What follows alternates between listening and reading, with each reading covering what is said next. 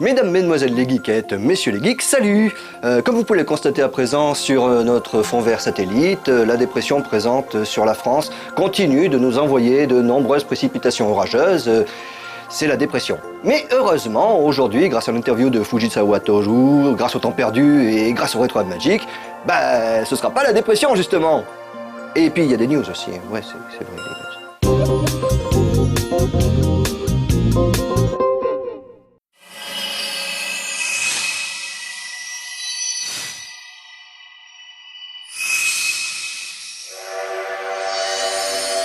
C'est énorme! Nous pourrons bel et bien jouer au prochain Dragon Quest DS cet été, le 23 juillet pour être précis. Et on ne parle pas d'un remake, mais du tout nouvel épisode, Dragon Quest 9, Les Sentinelles du Firmament, sorti au Japon en juillet 2009. Ce jeu phénomène a su séduire plus de 4 millions de joueurs japonais en moins d'un an. Un véritable exploit. Vous incarnerez dans le jeu un ange déchu qu'il faudra créer de toutes pièces. En tombant du ciel, l'ange prendra en effet l'apparence que vous lui donnerez. Visage, cheveux, vêtements et constitution pourront ainsi être personnalisés. Nouvelle interface, nouveau graphisme absolument saisissant pour la petite DS, character design une nouvelle fois signé par Toriyama Akira, Dragon Quest 9 permettra en outre à 4 joueurs d'interagir via une connexion sans fil pour combattre et explorer. Des quêtes supplémentaires devraient même pouvoir être téléchargées gratuitement après la sortie du jeu. L'été sera définitivement bleu, bleu comme un slime.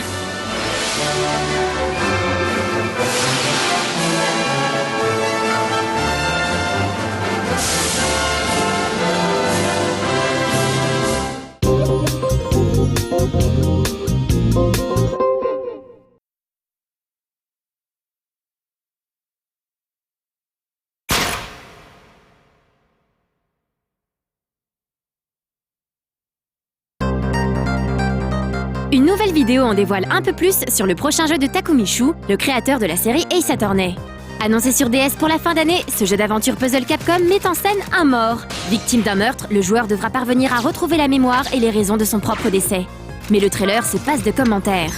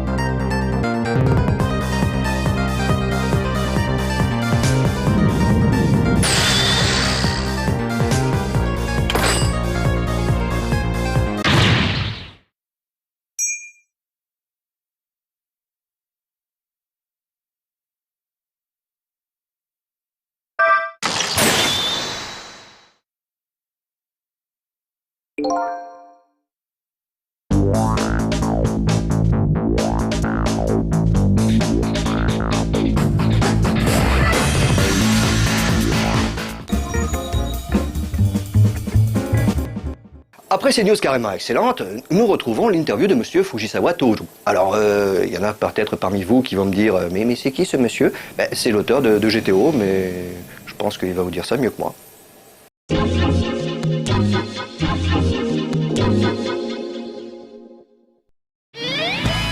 C'est au Salon du Livre en mars 2008 que nous avons pu interviewer Fujisawa Toru, l'auteur du manga Great Teacher Onizuka, alias GTO. Il était invité par Pika Édition... Attends, mars 2008, j'ai bien lu, ça date pas un peu ça? Ben ouais, je sais, mais on n'avait pas eu l'occasion de la diffuser avant l'interview. Et tu sais, c'est intéressant quand même, ce qu'il dit, même 2 ans après. Ok, d'accord, si tu le dis. GTO, avant d'être un des gros succès manga des années 2000 avec 1,5 million d'exemplaires vendus en France, a d'abord été une des séries proposées en prépublication dans le magazine Manga Player en 1999. Il a fallu quelques années avant que la série ne commence vraiment à cartonner en France. L'animé tiré du manga a aussi beaucoup fait parler de lui en 2004 lorsqu'il fut diffusé sur Canal+. いろんな例えばファンの人とかも年齢層がバラバラなんですよね。だからそれがまずびっくりしたんですけども、結構年配の老夫婦が来てたんですけど、本当に読んでるのかなっていう人まで読んでたんで、そこはすごく新鮮でしたね。はい。 Il faut dire qu'au Japon, son lectorat est composé quasiment uniquement d'adolescents et de jeunes adultes, souvent des garçons. Son premier grand succès, c'était Shōnan Junai Gumi, publié de 1991 à 1996 au Japon. Ce pur shonen manga raconte la vie quotidienne de deux voyous, Onizuka et Danma, entre bastons contre les gangs rivaux et histoire de drague au lycée. Plus tard, Fujisawa décidera de reprendre son personnage de Onizuka pour en faire le héros de GTO. C'est pour cela que ce manga fut édité en France bien plus tard sous le titre de Young GTO. 結構海外で売る場合っていうのはアメリカなんかもそうなんですけど GTO っていう名前を使いたいみたいなんですね。なんでヤング GTO って逆にうまいタイトルの付け方だなと思いましたね。Une des grandes forces de GTO, c'est la manière dont sont décrits les rapports de force entre les personnages et comment Onizuka arrive à résister à la pression psychologique. 要は今まで、悪い生徒として先生に迷惑をかけてた人が逆に先生になって迷惑をかけられる側になるっていうのを逆にちょっとやってみたかったので、それで始めました。そうですね、友達にも教師をやってる人とかもいたし、あとは新聞ネット、あとは雑誌とかのいろんな記事を読んで、自分と編集さんと一緒に考えながら作りました。そうですね、実際の先生っていうのも今はすごく生徒を怒ってはいけないとかいろいろなそういうすぐ裁判沙汰になるとかっていうのは日本でよくあるんですけども、つまりね、生徒の親からも怒られで上の先生からも怒られっていうその狭間みたいのはちょっと描きたいなと思ってたので、それが多分リアルな教師の位置なんだろうと。ちょっと変な先生とかやっぱり学校には必ず一人はいるんですけど、そういう人をどうしても描きたかったっていうのがありましたね。Onizuka dans GTO a des tendances assez otaku, plutôt éloignées des préoccupations de l'ex-voyou classique. Il aime Godzilla, les figurines et surtout les jeux vidéo. ゲームはいっぱい持ってます。ただやる時間がないので、最初の1時間ぐらいでだいたいみんな終わってます。英吉のようにプレステ2の発売日は並ばれたりします。今はそうですね。プレステ3はもらいました。En 99, une série de 43 épisodes est produite chez Pierrot, le studio à qui on doit également Naruto, Lamu ou Les Mystérieux Cités d'Or entre autres. C'est aussi grâce à cet animé que beaucoup de Français ont découvert l'arc-en-ciel qui chantait l'opening. Moins connu chez nous, GTO a aussi été adapté en drama, c'est-à-dire en série télé live un an plus tôt. そうですね、日本のアニメーションの場合は、結構シナリオのチェックとかはできるんですけど、ドラマの場合は、力が役者さんの方が強いんで、僕らはチェックできませんですね。なるほど。じゃあ本当にドラマは視聴者として楽しまれた。そうですね、それしかすることができなかった。いかがでしたか？結果にご満足されてますか？70点ぐらいですかね。Depuis la fin de GTO, Fujisawa s'est lancé dans plusieurs séries courtes dont certaines ont été éditées en France, comme Rose Hip Rose, Tokko ou encore Kamen Teacher et Kimitsu Sentai Momo Aida, deux mangas en hommage au Sentai et au Tokusatsu. Et l'année dernière, c'était également le retour de GTO en manga, il s'agit de la suite directe de GTO, intitulée GTO Shonan 14 Days. Avec son sens de la narration, sa capacité à mélanger le loufoque et l'émotion et son savoir-faire en création de personnages, Fujisawa n'a pas fini de captiver les lecteurs de manga du Japon et de France. 流れるように読めて、気がついたらその世界にハマっている、気がついたら涙を流している漫画が一番いいと思います。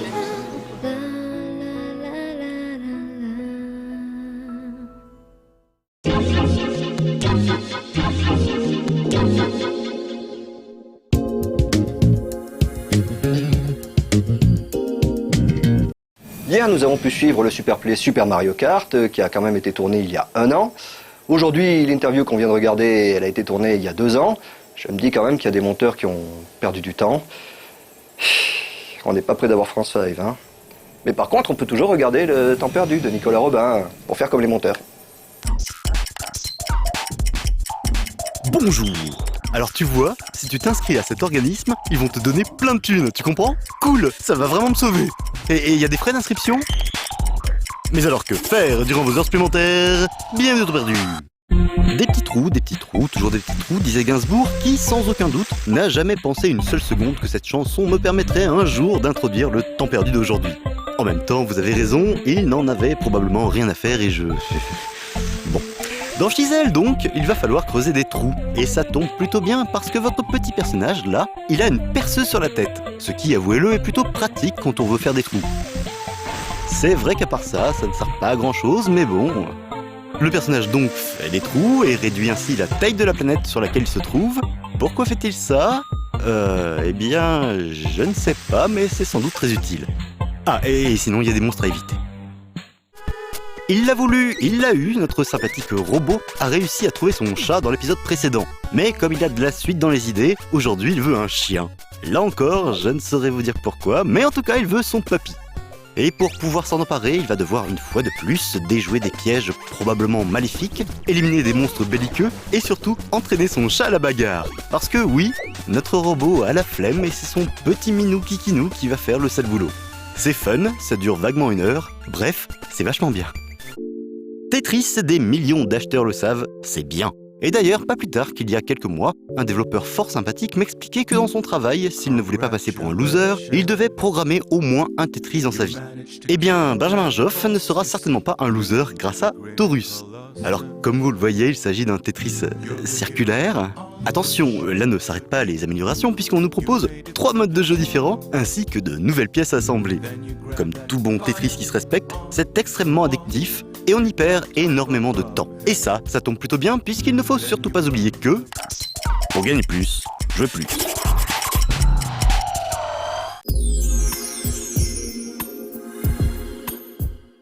Une lettre, des souvenirs d'une enfance encore proche.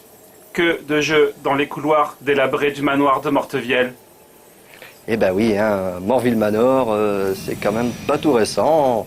Mais c'est pas grave, on va y retourner quand même, ils l'ont pas encore démoli, pourtant c'est vétuste, grâce à Julien Pirou. Alors tout de suite on y va.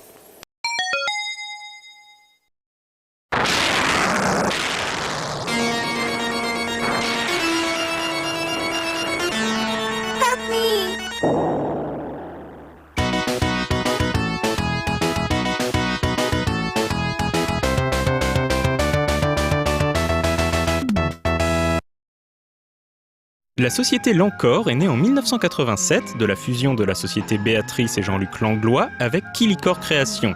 Langlois et Killicor ont donné Lancor.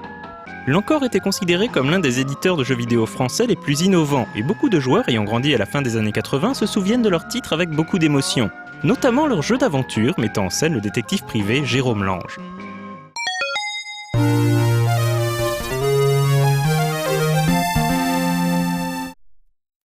Le manoir de Morvielle est un jeu d'aventure en vue à la première personne joué entièrement à la souris dans la lignée des classiques du genre comme Déjà Vu ou Shadowgate.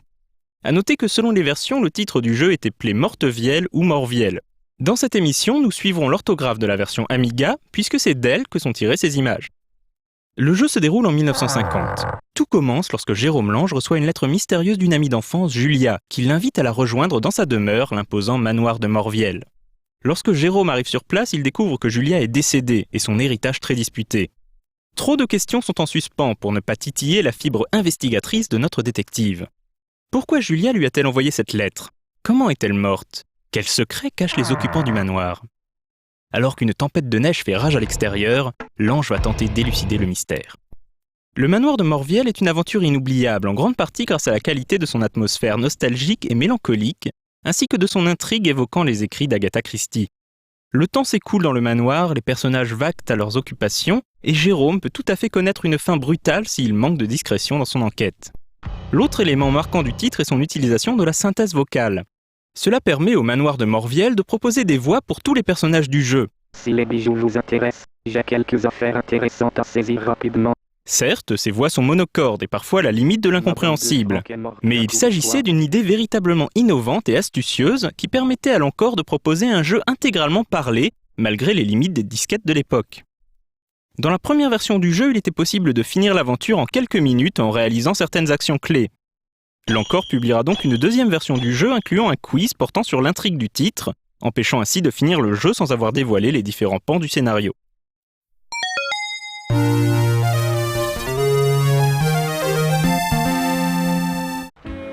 Après le succès rencontré par le manoir de Morvielle, il était logique que Jérôme Lange reprenne du service dans une nouvelle aventure. Celle-ci sort en 1990, il s'agit de Mopiti Island. Le jeu se déroule cette fois-ci en 1954. Jérôme Lange a pris le bateau à Madagascar pour se rendre au Japon. Pendant le voyage, le cyclone Harry oblige le navire à faire une halte sur la minuscule île de Mopiti au cœur de l'océan Indien. Mais le détective n'aura guère le temps de se reposer. Une femme, Marie, a été kidnappée. Une mystérieuse dame en noir revendique l'enlèvement. Un nouveau mystère pour l'enquêteur à la moustache. Mopiti Island reprend tous les ingrédients et le gameplay ayant fait le succès de Morviel, comme par exemple la synthèse vocale pour les différents personnages. L'écoulement du temps joue un rôle encore plus important que dans l'aventure précédente. Des événements cruciaux se déroulent à un moment T quelque part sur l'île et le joueur pourra en être témoin s'il se trouve sur place.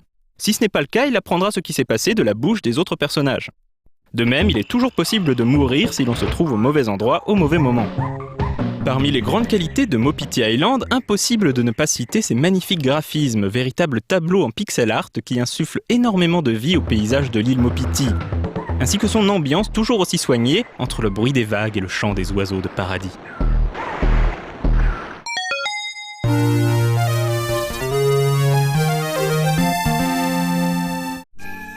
À la fin de Mopiti Island, l'ange poursuivait son voyage vers le Japon, avec la promesse d'une nouvelle aventure baptisée Tsukiya. Celle-ci était en développement et fut malheureusement annulée en 1992 suite aux mauvaises ventes d'un autre jeu d'aventure du studio Black Sect. Cela signa la fin des enquêtes de Jérôme Lange, au grand désespoir des fans.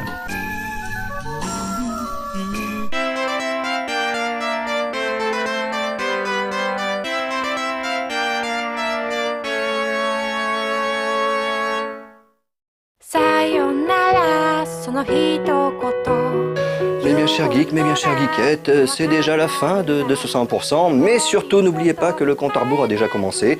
Dans 7 jours exactement, ce sera le 3e anniversaire de No Life, donc il n'y aura pas de 100%, hein, je préfère commencer à prévenir à l'avance, mais ne vous inquiétez pas parce qu'il y aura quand même un petit paquet de trucs que je vous dis pas ce que c'est pour que vous ayez la surprise. Et puis en attendant, je vous fais des gros bisous, et puis je vous dis quand même à demain avec Puni, hein. Pas déconner.